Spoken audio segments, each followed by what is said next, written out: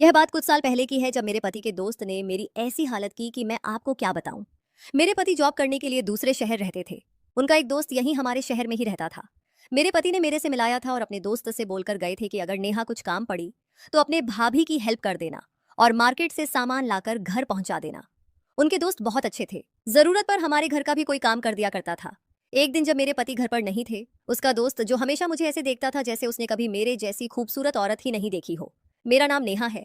मेरी उम्र 26 साल है। मैं आपको अपने पर बीती कहानी सुनाने जा रही हूँ। एक दिन की बात है।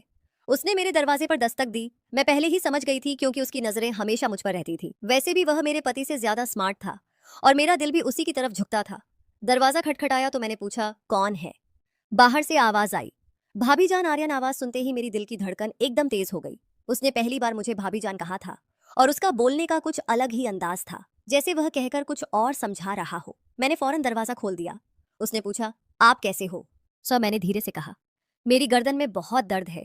आर्यन ने हंसी दबाकर जवाब दिया, अगर आप चाहो तो मैं मालिश कर देता हूँ, दर्द जल्दी ठीक हो जाएगा। उसकी बात सुनकर मेरी सांसें अटक गईं। मैं जानती थी वो असल में क्या कह रहा है, लेकिन मेरा भी मन तो वही चाहता था। मैंने बस सर हिला दिया और वह अंदर आ गया। मैं बेड पर लेट गई।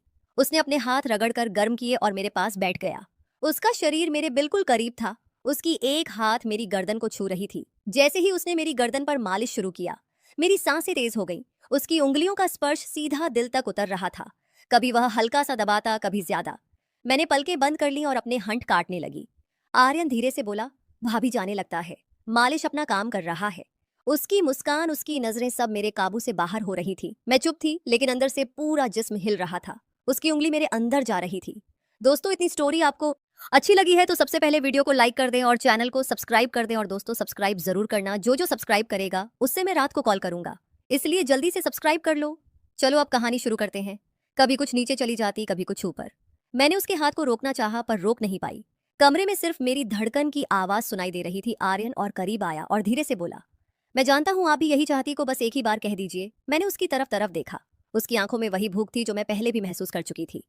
मैं कुछ नहीं बोली, सिर्फ आंखें झुका ली। उसने मालिश साइड के टेबल पर रखा और पास आ गया। अब हम दोनों के बीच सिर्फ एक कदम की दूरी थी। मेरी उंगली उसके हाथ से जा लगी और मुझे लगा जैसे करंट लग गया हो। मैंने धीरे से कहा, आर्यन। उसने मुस्कुराते हुए जवाब दिया, बस भाभी जान, अब मैं समझ गया। कमरे की हवा गर्म हो गई। दरवाजा बंद था। पति घर पर वो नहीं था। मैं और आर्यन एक ऐसे मोड़ पर थे जहां से लौटना मुश्किल था। आर्यन सीधा मेरी आंखों में देखने लगा। उसकी नजरें ऐसी थी जैसे पूरा जिस्म देख रही हो। मैं चुप थी, बस हंट काटती रही। उसने धीरे से कहा, भाभी जान, आप बोलती क्यों नहीं? आपके चेहरे पर सब लिखा है। मेरे लिए संभलना मुश्किल हो रहा था। मेरा दिल तेज धड़क रहा था। मैंने बस अपने आप को संभाला और पलटकर उसे देखने लगी। वह धीरे से करीब आया। उसके हाथ मेरी गर्दन पर रुक गए। मैं एक पल को सख्त हो गई, पर अगले ही पल मैंने अपनी आंखें बंद कर ली, जैसे मैं भी तैयार हो चुकी थी। आर्यन धीमी आवाज के साथ कहा, अभी दर्द कम करना है या और ज्यादा करना है? मेरे होठों पर हल्की सी मुस्कुराहट आई, लेकिन मैंने कुछ नहीं बोला। उसकी आवाज, ये उसकी सांसें, सब कुछ मेरे अंदर घूम रही थी। कमरे में सिर्फ लाइट की हल्की रोशनी थी। उस रोशनी में उसका चेहरा और ज्यादा साफ लग रहा था। मैं उसकी एक एक हरकत को महसूस कर रही थी। जब उसने अपने दोनों हाथ मेरी गर्दन पर रखे तो मैंने अपनी सांस अंदर खींच ली। मैंने धीरे से कहा, आर्यन, और उसने बिना देर किए जवाब दिया, बस भाभी जान, मैं यहीं था आपके लिए। मुझे लगा जैसे सब कुछ वहीं रुक गया हो। उसका हाथ धीरे धीरे नीचे की तरफ जा रहा था और मेरा जिस्म अपने आप नरम होता जा रहा था। मैंने उसका हाथ थामकर रोकना चाहा पर अंदर से रोक ही नहीं पाई। उसने अपना चेहरा इतना पास कर लिया कि मैं उसकी सांसें महसूस कर रही थी। मेरी आंखों के सामने सिर्फ उसका चेहरा था, उसकी मुस्कान जैसे मुझे कह रही हो, अब तो तुम मेरी हो। मैंने अपना सर हल्का सा झुकाया और उस लम्हे में मैं खुद को रोक नहीं पाई। आर्यन ने धीरे से कहा, भाभी जान, आपके पति को कुछ पता नहीं चलेगा। आप बस आज की रात यादगार बना दो। मेरी उंगलियां उसके हाथ पर खींच गईं और मैं बस उसी को देख रही थी। दिल में डर भी था, लेकिन उस डर से ज्यादा एक अजीब सी खुशी थी। वक्त रुकता जा रहा था। दरवाजा बंद था। घर खामोश था और मैं और आर्यन एक लकीर के दोनों तरफ थे। उस लकीर को पार करते ही सब कुछ बदल जाता। मैंने हंसी बवाकर बस इतना कहा, तुम रुकने वाले तो हो नहीं और मैं रुक जाने वाली नहीं। उसने सीधा जवाब दिया, फिर देर कैसी भाभी जान? और जैसे ही उसने मुझे अपनी तरफ खींचना शुरू किया कि मेरा सारा काबू टूट गया। आर्यन ने मुझे अपनी तरफ खींच लिया। एक पल को लगा जैसे पूरा कमरा घूम गया हो। उसका सीना मेरे करीब था। उसकी सांस मेरी गर्दन को छू रही थी। मेरा दिल इतना तेज हो रहा था कि मुझे खुद सुनाई दे रहा था।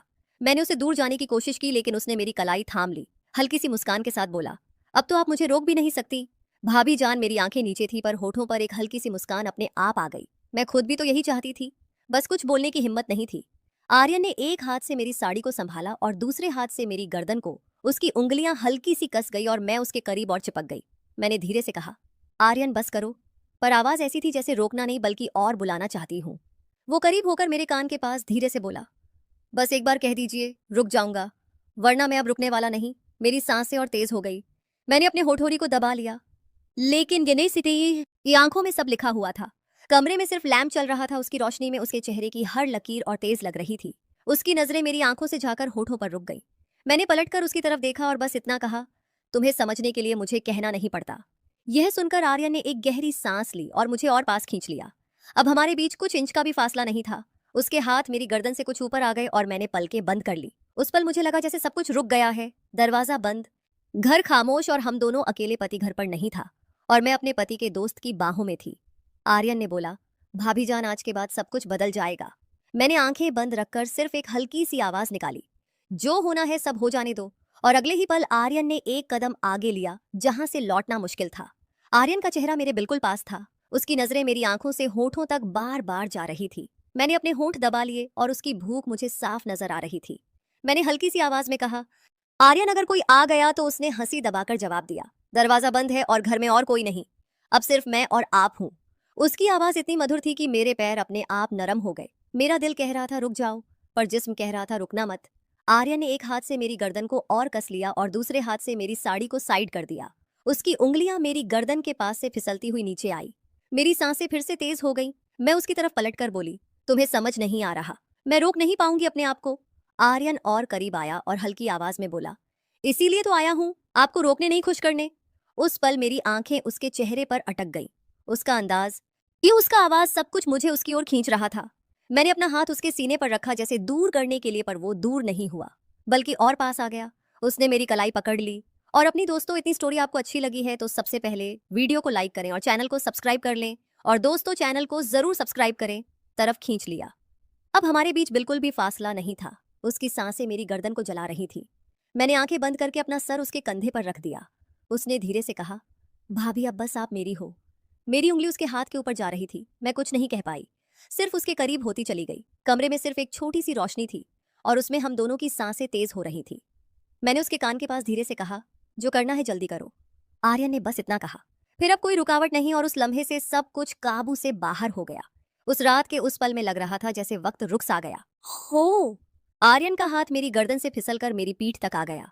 उसकी उंगलियों का वो हल्का सा स्पर्श भी मेरी सांसों को हिला रहा था। मैंने उसकी तरफ देखते हुए धीरे से कहा, आर्यन, तुम्हें अंदाजा है ना, अगर किसी ने देख लिया तो। उसने सीधे मेरी आंखों में देखकर जवाब दिया, भाभी, जिसकी नजर आपकी तरफ उठेगी उससे पहले मैं उसकी आंख को निकाल दूंगा।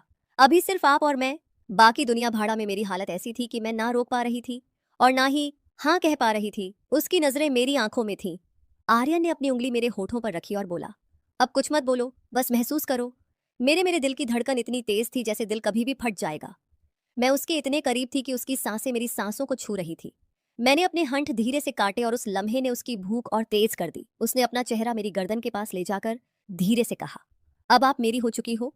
मैं अपनी जगह बिल्कुल थम गई थी। उसकी बातें, उसका केजेती का जवाब मुझे अपने होश खो देने पर मजबूर कर रहा था। मैंने आंखें बंद करके बस ये कहा, जो शुरू किया है अब पूरा कर दो। आर्यन की मुस्कान और तेज हो गई। उसने मुझे अपनी तरफ और कस लिया और उस रात कमरे की वो खामोशी सिर्फ हमारी सांसों की गर्मी से टूट रही थी। आर्यन ने मुझे अपनी बाहों में इस तरह कस लिया जैसे मैं उसकी सांसों का हिस्सा बन गई हो। उसकी उंगलियां अब धीरे धीरे मेरी गर्दन से नीचे सरक रही थी और मैं बस अपनी सांस रोककर महसूस करती जा रही थी। मेरी हालत ऐसी थी कि मैं बेकाबू हो चुकी थी। मैंने धीरे से उसके कान के पास जाकर कहा, बस अब और इंतजार मत कराओ आर्यन। दोस्तों, इतनी स्टोरी आपको अच्छी लगी है और इसका दूसरा पार्ट देखना चाहते हैं तो सबसे पहले वीडियो को लाइक कर दें और चैनल को सब्सक्राइब कर दें। अगर इस वीडियो पर 50 कमेंट आ गया तो मैं इसका नेक्स्ट पार्ट लाऊंगा, तो इसलिए जल्दी से सब्सक्राइब